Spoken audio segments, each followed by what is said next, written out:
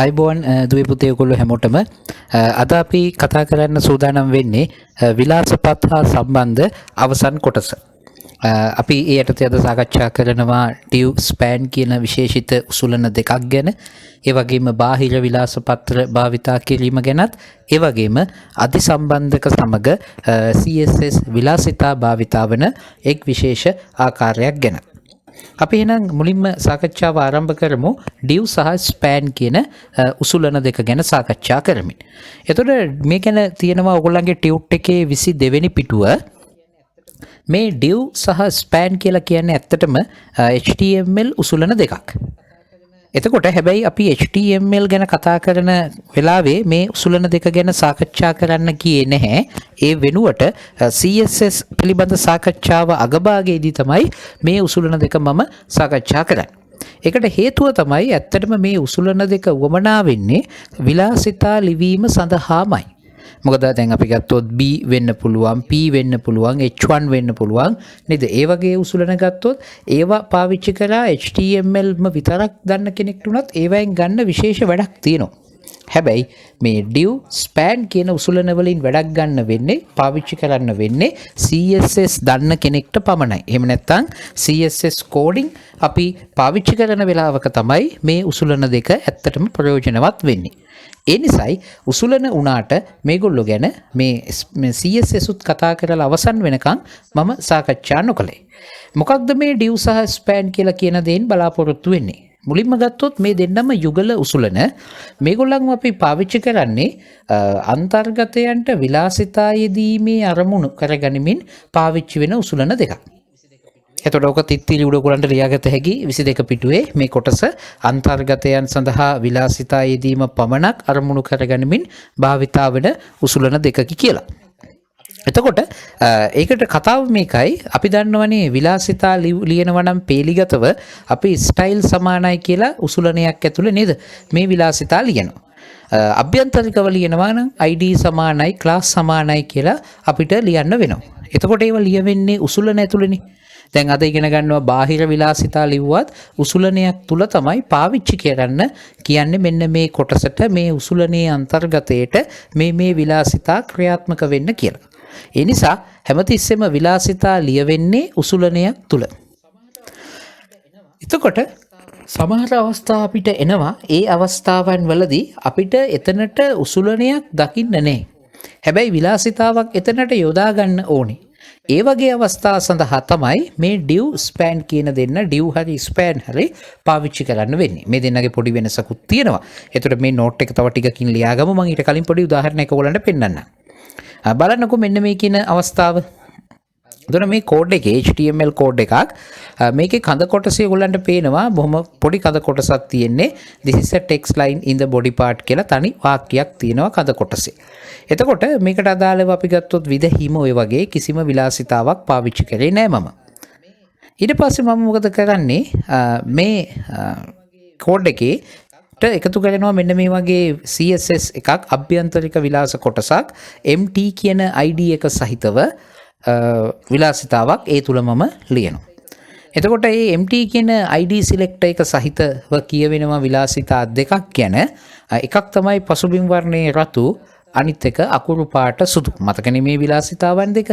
එතකොට දැන් මට අවශ්‍ය වෙනවා මේ විලාසිතාවන් දෙක පාවිච්චියට ගන්න මේ text line කියන වචන දෙකට.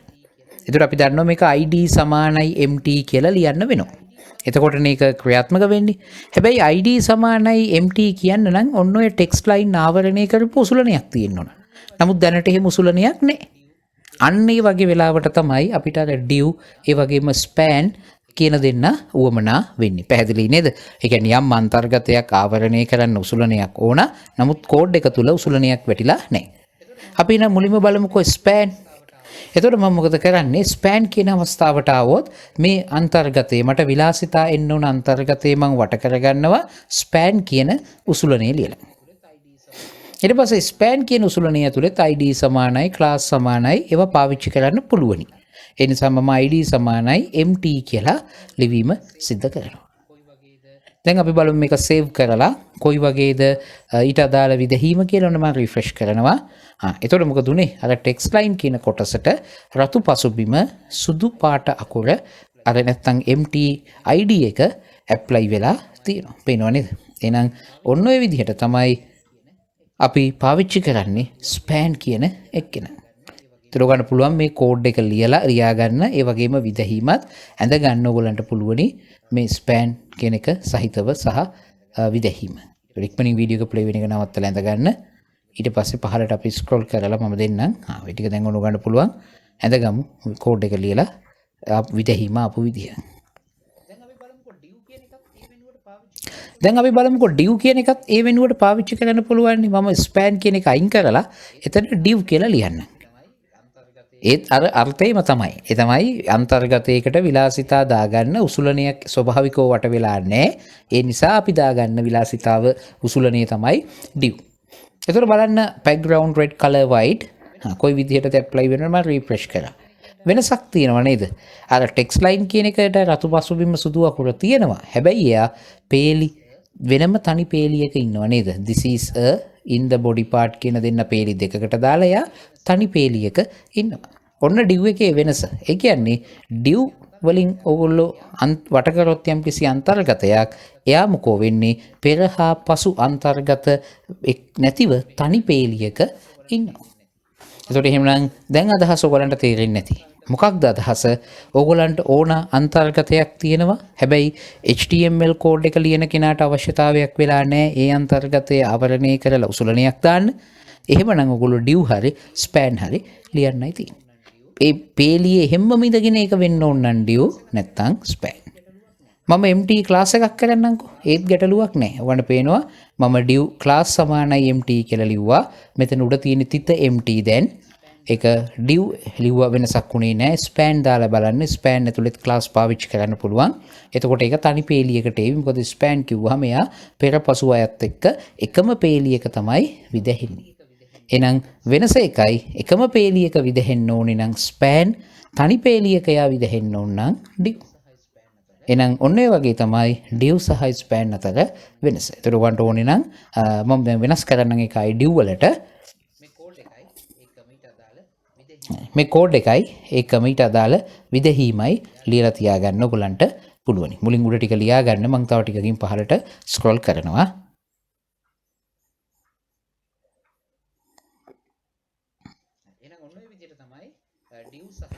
එහෙනම් ඔන්න ඔය විදිහට තමයි div සහ span ගැන අපිට කතා කරන්න තියෙන්නේ. එතකොට එහෙමනම් දැන් අපිට පුළුවනි මේ පිළිබඳව මෙහිම සටහනක් දාගමු අපි. එහෙනම් div කියලා කියන්නේ අන්තර්ගතයේ තනි පේලියක් විදිහට විදහනවා. span අන්තර්ගතයේ පෙර හා පසු අන්තර්ගත සමග එකම පේලියක විදහීම සිද්ධ කරනවා. ඒතර වන්ට කෝඩ් සැම්පල් දෙකක් දීලා තියෙනවා මම div සහ span දාලා. ඒ නිසා මේ පළවෙනි කෝඩ් එක වම් පැත්තේ කෝඩ් එක යටින් ලියා ගන්න මේ කතාව. අන්තර්ගතයේ තනි පේලියක් ලෙස විදෙහි. span දකුණු පැත්තේ ලියා ගන්න අන්තර්ගතයේ පෙර හා පසු අන්තර්ගත සමග එකම පේලියක විදෙහි.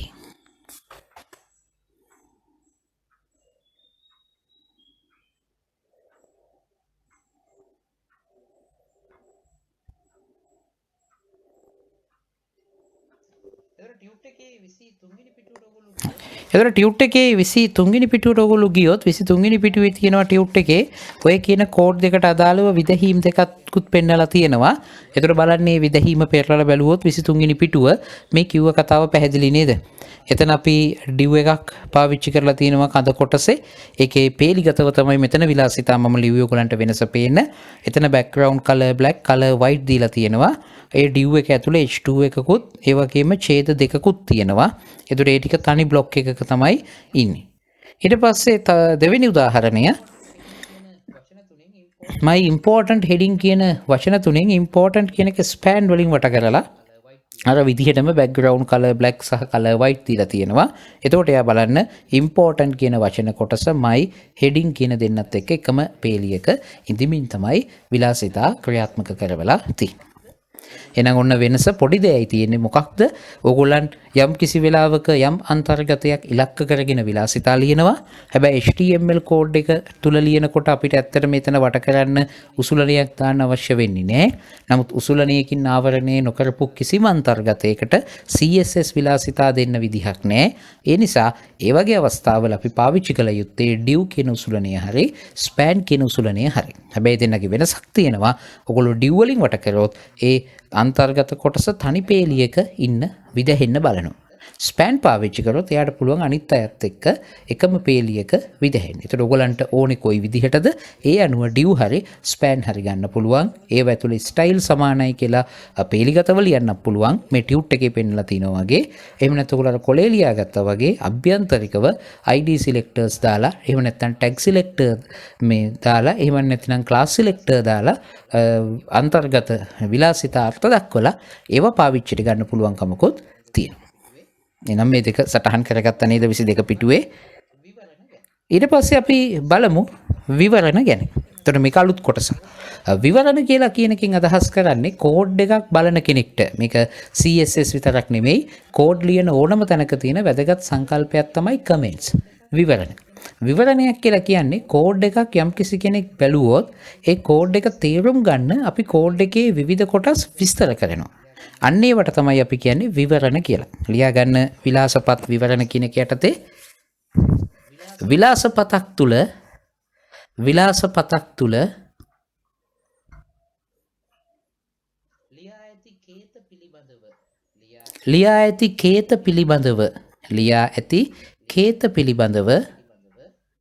ලියා ඇති කේත පිළිබඳව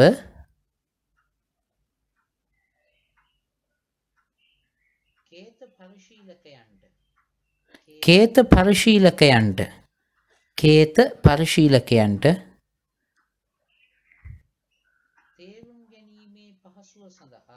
තේරුම් ගැනීමේ පහසුව සඳහා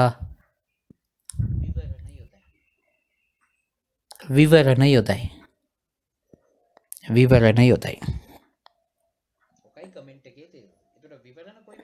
ඔකයි කමෙන්ට් එකේ තේරුම. එතකොට විවරණ කොයි වෙලාවකවත් අතරික්සුව හරහා පේන්න ඕනේ නෑ.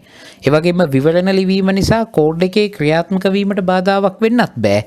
ඒක එකම අරමුණ කෝඩ් එකම බලන කෙනෙකුට මේ ක්ලාස් එක මොකටද හැදුවේ, මේ ID එක මොකටද හැදුවේ කියලා යාට ලොකු වෙලාවක් යවන්නේ නැතුව එතනම විස්තර කරලා තියන්න තමයි විවරණ පාවිච්චි කරන්නේ. එතකොට ඔයගොල්ලෝ විවරණයක් ලියනවා නම් හරිම ලේසි. පටන් ගන්න ඕනේ ඇල ඉර තරුව, විවරණ ඉවර කරන්න ඕනේ තරුව ඇල ඉර දාලා. එතකොට මේකේ අපි CSS පැත්තෙන් ගත්තොත් විශේෂත්වය ඇල ඉර තරුව තරු ඇල ඉර අතර තියෙනා වූ අන්තර්ගත කිසිම වෙලාවක අතරික්සුව විසින් ක්‍රියාත්මක කරන්න යන්නේ නැහැ. අතරික්සුව මොකද කරන්නේ? එයාව අතෑරලා දානවා, එයාව ක්‍රියාත්මක කිරීම වළකිනවා. ඒකත් සටහන් කරගන්න. මෙම සංකේතය ඇල ඉර තරුව තරු ඇල ඉර තියෙන තැනට දාලා තියන්නකෝ. මෙහෙම ලියන්න නැත්නම් ඇල ඉර තරුවකම තරුව ඇල ඉර.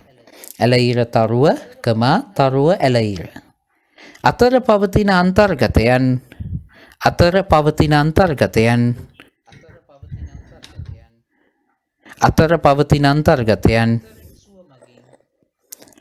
අතරික්සුව මගින් විදහීමට උත්සාහ නොකරයි.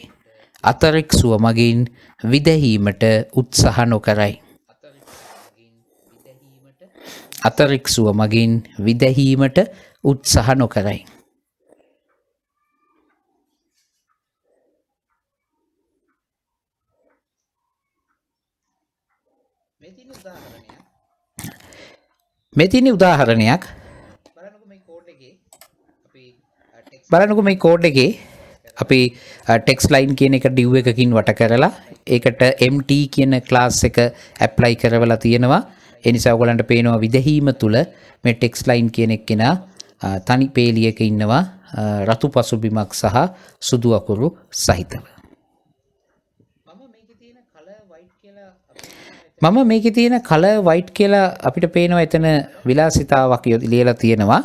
මේ color white කියන එක්කිනා සම්බන්ධ කරගෙන අර අපි විවරණ දාන්න ඉගෙන ගත්ත සංකේත යුගල ලිව්ව ඕනේ. ඇල ඉරක් තරුව මෙතනින් ලියනවා තරුව ඇල ඉර. ඒකට ඒක විවරණයක් කියලා අපි කිව්වා. ඒකට අතරික්සුව මොකද කරන්නේ? මේ කොටස ක්‍රියාත්මක කරන්නේ. දැන් මොකෝ උනේ රිෆ්‍රෙෂ් කරාම ගන්න පේනවා ටෙක්ස්ට් ලයින් කියන එකට අදාළ කලර් වයිට් කතාව. අකුරු සුදු පාට වීම දැන් සිද්ධ වෙන්නේ නැහැ. කෝඩ් එකේ ලියලා තිබ්බට අතරික්සුව ඒක මොකෝ කරන්නේ අමතක කරලා දානවා. ඔන්න ඕකයි කමෙන්ට් එකක් ලෙස ලිවීමේදී සිද්ධ වෙන දේ. එතකොට අපි හැබෑවට ප්‍රායෝගිකව වැඩ කරද්දී ওই જાතියේ වැඩ කරන්න යන්නේ නැහැ. එතකොට ගොඩක් වෙලාවට මේ කෝඩ් කොටස් විස්තර කරන්නයි අපි ඔය කමෙන්ට් පාවිච්චි කරන්නේ. මම ඒක කරලා පෙන්නුවේ ඒකේ අර්ථය මොකක්ද කියලා තේරුම් ගන්න ඕන නිසා. හිතන්නකෝ මේ මෙහෙම වෙනස් කරමු. දැන් විලාසිතා දෙකෙන් එකක්ව වැඩ කරන්නේ. ඇයි? බෑග්ග්‍රවුන්ඩ් කලර් රෙඩ් කියන එකට කලින් පටන් ගත්තාල ඊටතරුව වැහුනේ කලර් වයිට් එකත් ලිව්වට පස්සේ. ඒ කියන්නේ එකපාර පේලි කීපයක් මුණත් විවරණයක් විදිහට අර්ථ දක්වන්න මේ සංකේත යුගලයට පුළුවන්කම තියෙනවා. අවශ්‍ය නම් මේ කෝඩ් එක ඔයගොල්ලන්ට පුළුවන් මේ වීඩියෝ එක ප්ලේ වෙන එක නවත්තලා දැන් මේ කෝඩ් එක ලියලා විදහීමත් ඇඳලා තියාගන්න පුළුවන්.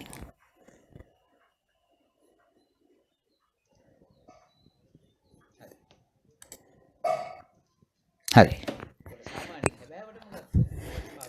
ඒකට සාමාන්‍යයෙන් හැබෑවටම ගත්තොත් විවරණ පාවිච්චි කරන්නේ ඔන්න ඔය වගේ මම ටියුට් එකේ ඔයගොල්ලන්ට පෙන්නලා තියෙනවා අර ඔයගොල්ලෝ ගත්තොත් 24 වෙනි පිටුවේ ওই විදිහට දාපු කමෙන්ට්ස් ටිකක් තියෙනවා. ඒකට ඔන්න ඔය වගේ තමයි පාවිච්චි කරන්නේ යම් කිසි විස්තරයක් ලියන්න සාමාන්‍ය මිනිසුන්ට තේරෙන ඉංග්‍රීසි ව්‍යාකරණ වලින් syntax CSS නීති වලට අනුව නෙවෙයි HTML නීතිත් නොවන නිකම්ම ඉංග්‍රීසි වචන. ඒකට ඒ වගේ ඒවා පෙන්වන්න තමයි ඔය කියන කමෙන්ට් කතාව පාවිච්චියට ගෙනින්.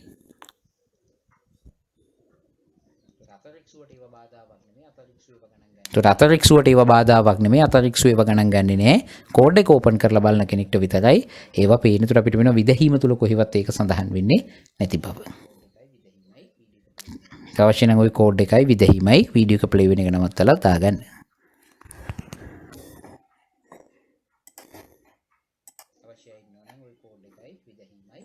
අවශ්‍යයි නෝනම් ওই කෝඩ් එකයි විදහීමයි සටහන් කරගමු.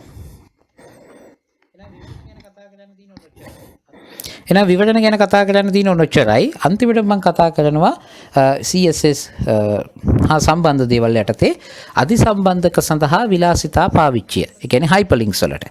CSS අර්ථ දක්වලා තියෙනවා විශේෂිත වරක 4ක්. දැන් අපි දන්නෝනේ වරක කිව්වහම මේක ID selector, class selector, tag selector. හැබැයි ඒ හැර විශේෂිත වරක 4ක් අර්ථ දක්වලා තියෙනවා CSS වලින්. ඒ වරක 4 පාවිච්චි කරලා අපිට පුළුවන්කම තියෙනවා hyperlink එකක නැත්නම් අධිසම්බන්ධකයක තත්වය අනුව විලාසිතා යොදන්න. එහෙනම් අධිසම්බන්ධකයක තත්වය අනුව විලාසිතා යොදන්න අර්ථ දක්වලා තියෙන විශේෂිත වරක 4 තමයි මම මේ පෙන්නලා තියෙන්නේ. ඒතර ඔයගොල්ලන්ගේ ටියුට් එකේ එක පෙන්නනවා 24 වෙනි පිටුවේ. එතන තිත්තිරි මත ලියා ගන්න අධිසම්බන්ධක සඳහා CSS භාවිතය කියන තැන අධිසම්බන්ධක තත්වයේ අනුව විලාසිතා යෙදීමට විශේෂිත වරක CSS මගින් අර්ථ දක්වලා තියෙනවා. එතකොට මේ වරක 4 උන මම ලිව්වා A32 link, A32 visited, A32 whoever, A32 active. එතකොට වරකේ විදිහට අර සංගල වරහන් ඉස්සරහෙන් මේ පදය එහෙම නැත්නම් මේ ආව ඒ වගේ ලියන්න පුළුවන්.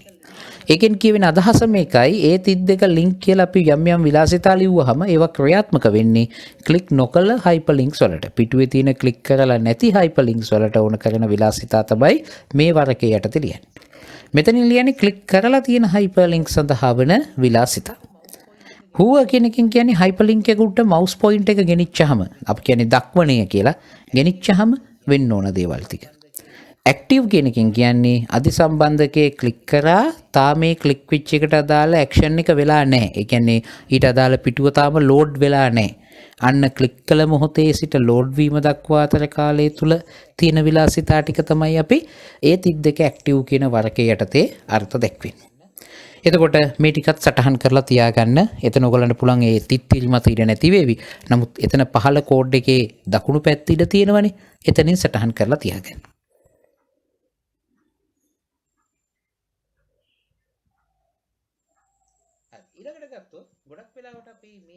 හරි ඊළඟට ගත්තොත් ගොඩක් වෙලාවට අපි මේ විදිහට වරක පාවිච්චි කරනවා නම් මේ පිළිවෙලට අර්ථ දක්වන්න කියලා උපදෙස් දෙනවා. මොකද සමහර වෙලාවට පිළිවෙල මාරු වුණොත් සමහර අතරික්ස් වල ක්‍රියාත්මක නොවෙන්න පුළුවන් නිසා. අපි බලමුකෝ උදාහරණය. හරි බලන්න මේ කියන කෝඩ් එකේ එතන මම අරගෙන තියෙනවා A32 link කියන වරකේ යටතේ color red ඊළඟට ටෙස්ට් ඩෙකරේෂන් නන් කියලා. එතකොට ඒ 32 ලින්ක් කියන්නේ ක්ලික් නොකර. ඒ නිසා ක්ලික් නොකර හයිපර්ලින්ක් රතු අකුරෙනොත් අන්ඩර්ලයින් නැතුවත් පෙන්වන්න ඕන. දැක්කද?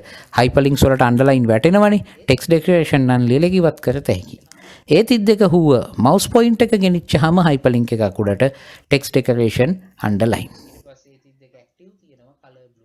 ඊට පස්සේ 32 ඇක්ටිව් තියෙනවා කලර් බ්ලූ. ඒ කියන්නේ ක්ලික් කරපු මොහොත ඉඳන් ඕපන් වෙනකන් නිල් අකුර. ඒතර ඡේද 4ක් හැදුවා මම. ඒ 4ම ලින්ක්ස් විදියටයි යන්නේ. ඒතර බලන්න මම හයිපර්ලින්ක් එක උගන්න පේනවා රතු අකුරෙන් අන්ඩර්ලයින් නැතුවයි විදෙන්නේ. හැබැයි මවුස් පොයින්ට් එක ගෙනිච්චාම අන්ඩර්ලයින් එනවා. ඇයි හුව එකට දීලා තියෙනවා අන්ඩර්ලයින් එන්න ඕන කියලා. ඒතර නිකන් තියෙනකොට රතු අකුරෙන් යටි ඉරි නොමැතිව විදෙනවා. color red text decoration නම්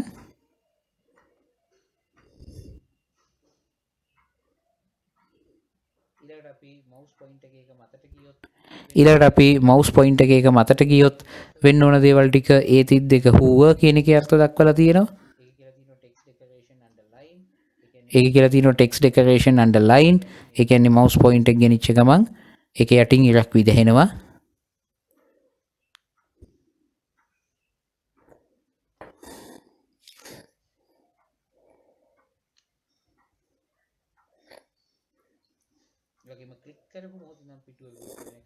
වගේම ක්ලික් කරපු මොහොතේ නම් පිටුව විවෘත වෙනකන් නිල් අකුරකින් තමයි විදෙන්න ඕන. ඕක බලුවොත් ඔන්න ක්ලික් කරපු ගමන් අපිට වෙනනේ නිල් පාටයකට හැරෙනවා.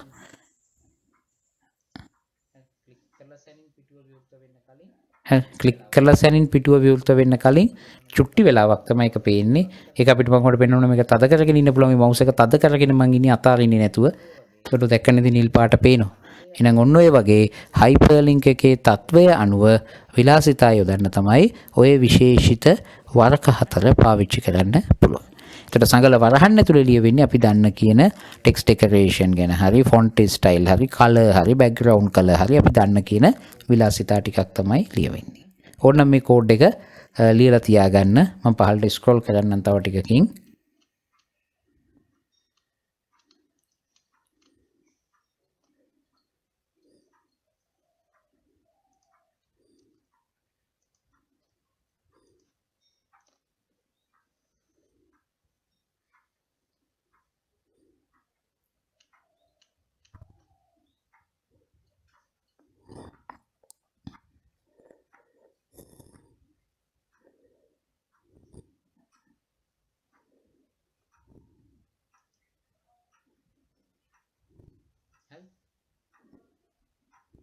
හරි. ඒතර කෝඩ් එක ගැන අපිට ඕන මෙහෙම විස්තරයක් ලියා ගන්න පුළුවන්. ක්ලික් නොකළ අධිසම්බන්ධක රතු පැහැති අකුරෙන් යටි ඉරි නොමැතිව විදෙහි. ක්ලික් නොකළ අධිසම්බන්ධක රතු පැහැති අකුරෙන් යට ඉරි නොමැතිව විදෙහි. රතු පැහැති අකුරෙන් යටි ඉරි නොමැතිව විදෙහි.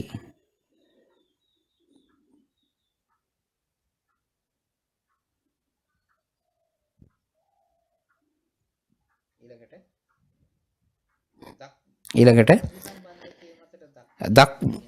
අධිසම්බන්ධකයේ මතට දක්වණය ගෙන ගිය විට යටි ඉර විදෙහි. අධිසම්බන්ධකයේ මතට දක්වණය ගෙන ගිය විට යටි ඉර විදෙහි. අධිසම්බන්ධකයේ මතට දක්වණය ගෙන ගිය විට යටි ඉර විදෙහි.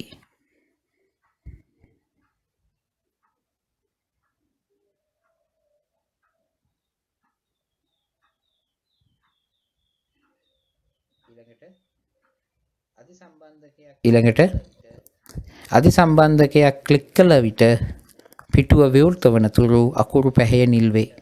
අධිසම්බන්ධකයක් ක්ලික් කළ විට ඊට අදාළ පිටුව විවෘත වන තුරු අකුරු පැහැය නිල් වේ. අකුරු පැහැය නිල් වේ.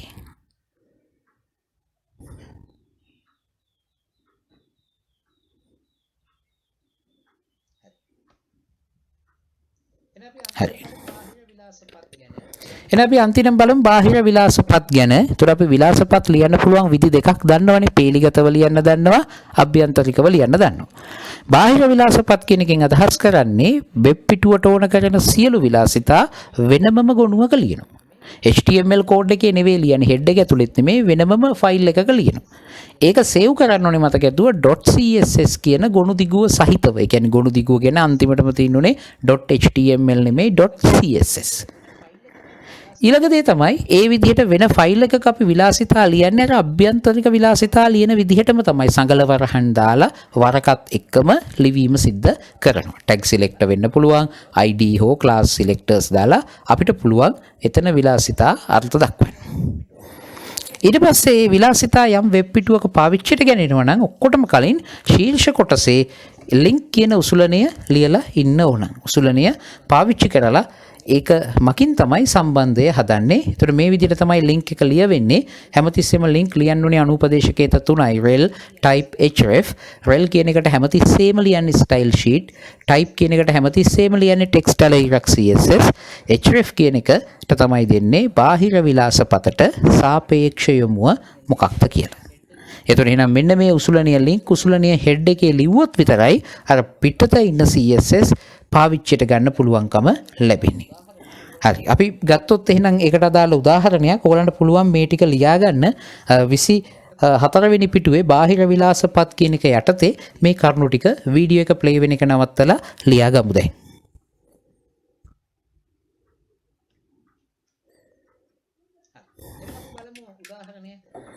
හරි.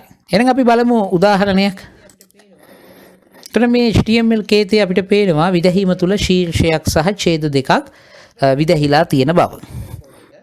එතන අපි ගත්තොත් මේකට අදාළ HTML කෝඩ් එක. එතකොට ඒක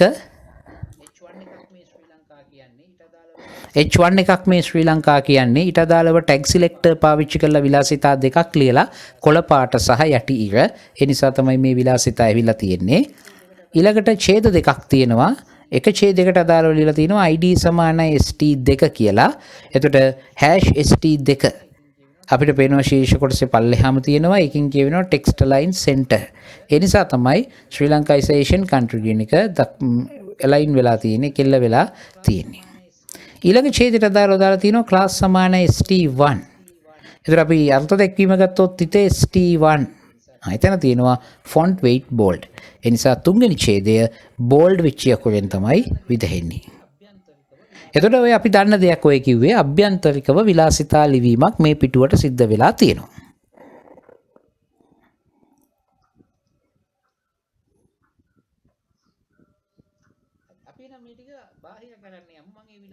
අපි නම් මේ ටික බාහිර කරන්න යමු. මම මේ විලාසිතා ටික එතනින් අයින් කරනවා. දැන් තවදුරටත් ස්ටයිල් ටැග් එක ඕනේ නැති හින්දා ශීර්ෂ කොටසෙන් මැකුවා. දැන් ඔයාලට පේනවා ශීර්ෂ කොටස හිස්. ඊළඟට මම මොකද කරන්නේ? මේ එකතිත HTML මගේ මේ ෆයිල් එකේ නම මම ඒක සේව් කරපු ෆයිල් එකට යනවා. external කියන ෆෝල්ඩර් එක ඇතුළට යනවා.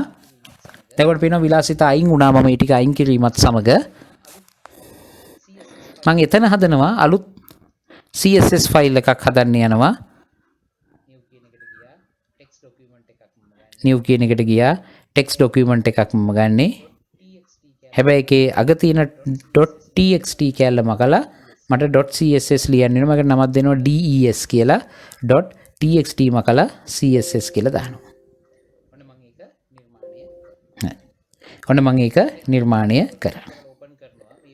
දැන් ඒක ඩබල් ක්ලික් කරලා ඕපන් කරනවා. මේ වෙනකොට ඒක හිස් ෆයිල් එකක්. මම අර අයින් කරපු ටික තියෙනනේ කට් කරගත්ත විලාසිතා ටික හැමම මේකේ ලියනවා. බලන්න අර අභ්‍යන්තරික විලාසපතේ තිබ්බ විදිහමයි. ටැග් සිලෙක්ටර් එකක්, ක්ලාස් සිලෙක්ටර් එකක්, ID සිලෙක්ටර් එකක් එක්ක ඉන්නවා. වෙන මුකුත් නෑ ඕක ඇතුලේ. HTML වත් ස්ටයිල් වත් මුකුත් නෑ. ඒක ඇතුලේ ලියන්නේ විලාසිතා පමණමයි සංගල වරහන් වරක එක්ක.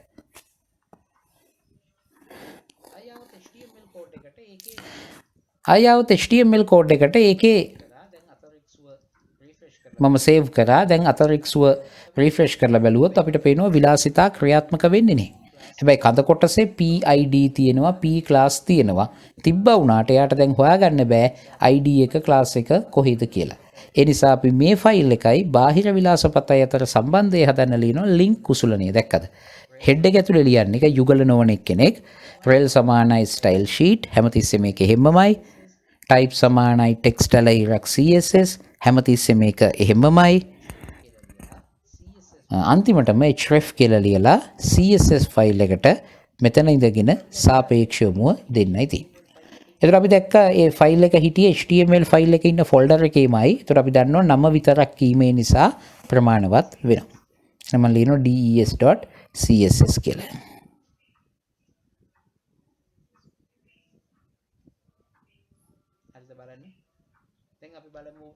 හරිද බලන්න. දැන් අපි බලමු des.css එක ලිව්වා සේව් කරලා රිෆ්‍රෙෂ් කරලා බලමු විලාසිතා ටික ආවද කියලා. ඔව් නේද? කලින් වගේම විලාසිතා ආවා. එහෙනම් ඔන්න බාහිර විලාසපත් කතාව ඔන්න ඔය වගේ තියරියක් තියෙන්නේ. ඒතර බලන්න කඳ කොටසේවත් ශීර්ෂ කොටසේවත් දැන් තවදුරටත් CSS ලියවිලා නැහැ. ඒ නිසා කෝඩ් එක පොඩි වෙනවා. ඒ වගේම එකම විලාසිතා ගොඩක් පිටුවලට පාවිච්චි ගන්න පුළුවන් ලින්ක් රෙල් එකක් ලියලා. එසා ඇදගන්න මුලින්ම ගන්න පුළුවන් CSS ගොනුව ලියා ගන්න HTML කෝඩ් එක කොහොමම ලියා ගන්න විදහීමත් ඇඳගන්න එකම.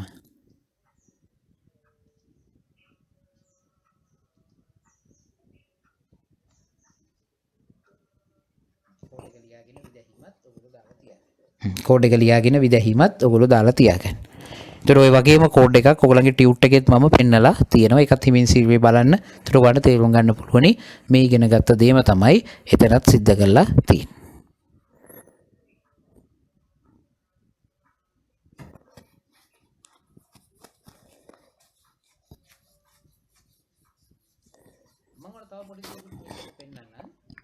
මම ඔයාලට තව පොඩි දෙයක්ත් මේකම පෙන්නන්නම්. මම මොකද කරන්නේ අලුත් ෆෝල්ඩර් එකක් හදනවා එක්ස්ටර්නල් ෆෝල්ඩර් එක ඇතුලේ. ඒකට දානවා myd කියලා නමක් දාලා ඒක ඇතුලේ අලුතෙන් මම යනවා CSS ෆයිල් එකක් හදන්න. එතකොට myd කියන එක ඩබල් ක්ලික් කරා.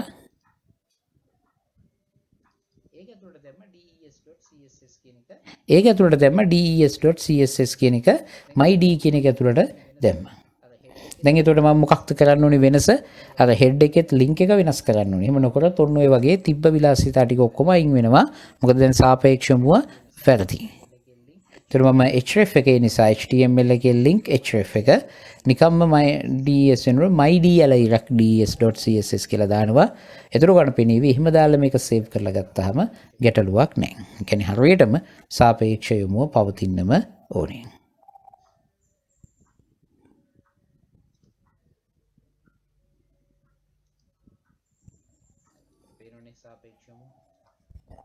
හරි පේනෝනේ සාපේක්ෂවම.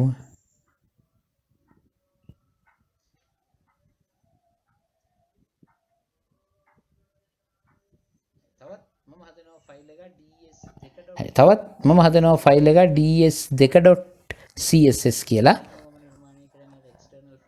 ඒක කෙලිම මම නිර්මාණය කරන අර එක්ස්ටර්නල් ෆෝල්ඩර් එක ඇතුළේමයි.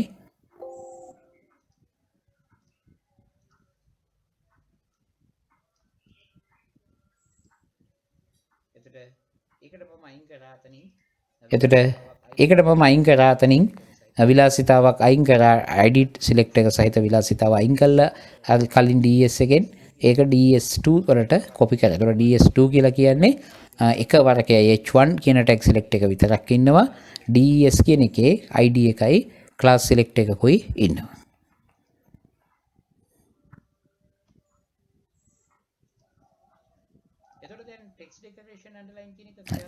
එතකොට දැන් text decoration underline කියන එක ක්‍රියාත්මක වෙන්නේ නැහැ මෙයාට අදාළව. ඒකට හේතුව දැන් එයා ඉන්නේ වෙන තැනක. බලන්න. උන්ට පෙනේවි text decoration underline කියන එක වැඩ කරන්නේ නැතුව යනවා. මේක save කරාට පස්සේ ඔන්න ඉතින් අයින් කරලා අපි save කරා. දැන් ඔන්න පේනවා underline එක අයින් වෙලා ගියා. ඒ වගේම කොළ පාට ගතියත් අයින් වෙලා ගියා. ඒගොල්ලන්ව පාවිච්චි වෙන්න ඕන නම් මම මොකද කරන්න ඕන? අර des2 කියන කෙනාවත් ඒ විලාසපතත් මගේ HTML කෝඩ් එකට ඇඩ් කරගන්න වෙනවා.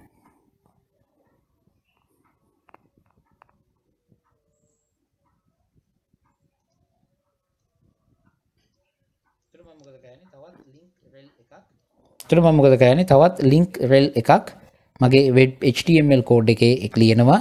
rel එහෙමමයි type එහෙමමයි වෙනස් කරන්නේ. විලාසපත සතහවන සාපේක්ෂවම මම වෙනස් කරනවා. ගන්න පේනවා ds2 css කියලා දානවා. දැන් එතකොට මේ විලාසපත් දෙකේ මේවා පාවිච්චිට ගන්න නිසා හරියට විදහිම අපිට ලැබෙනවා. ඒතර ඔය වගේ ඕනතරමක් බාහිර විලාසපත් කෝඩ් එකක් සඳහා පාවිච්චිට ගන්න පුළුවන්කම හම්බ වෙනවා.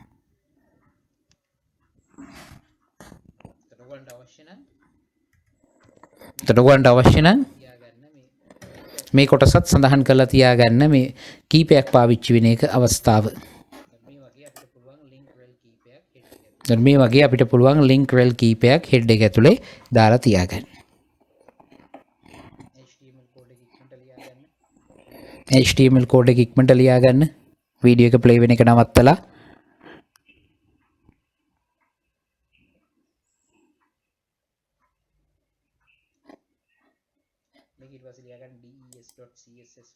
මේක ඊට පස්සේ ලියාගන්න des.css ෆයිල් එක des.css කෝඩ් එක ප්ලේ වෙන එක නවත්තලා ලියාගමු des.css.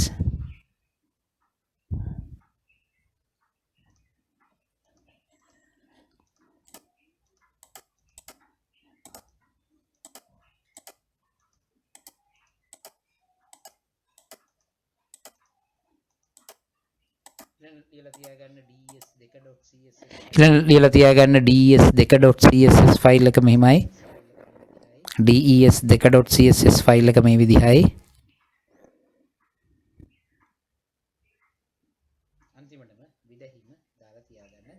අන්තිමටම විදහිම දාලා තියාගන්න. අර මුලින්ම තිබ්බ විදහිම තමයි ආයෙත් පාරක් තියෙන්නේ.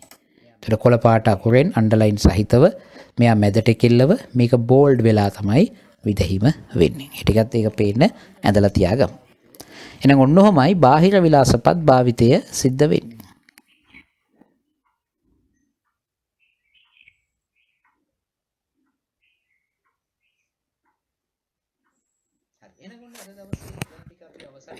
හරි එහෙනම් ඔන්න අද දවසේ වැඩ ටික අපි අවසන් කරා.